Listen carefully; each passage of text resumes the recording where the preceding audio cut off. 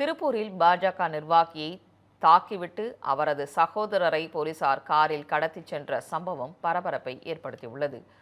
பாஜக மாநில ஊடக பிரிவு நிர்வாகியான லிங்கேஸ்வரன் மாருதி தனது சகோதரர் பாரதி கண்ணனுடன் கட்சி கூட்டத்திற்காக காரில் சென்று கொண்டிருந்தார்.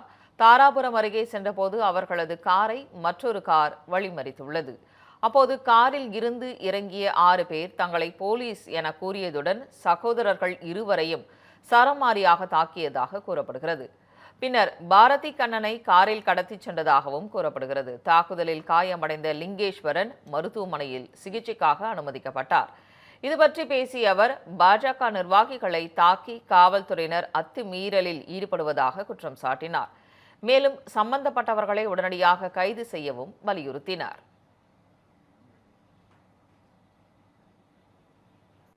வடங்கால வலசை நோக்கி கச்சிமண்டிக்காக போயிட்டு இருக்கோம். எங்கள் டோட்டல் 6 கிலோமீட்டர் தாண்டி போயிட்டு இருக்கோம். திடீர்னு ஒரு கருப்பு கலர் கார் TN14 நல்ல ஆல்பபெட்டிக் வந்து துணி போட்டு மறைச்சிருந்தாங்க.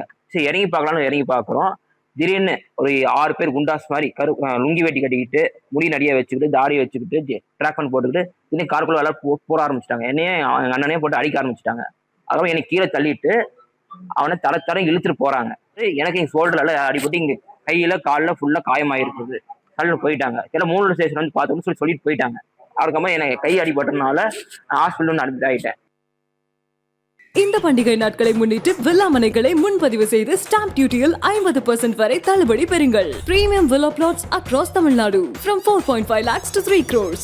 One layer G Square. For details call 89397 5009.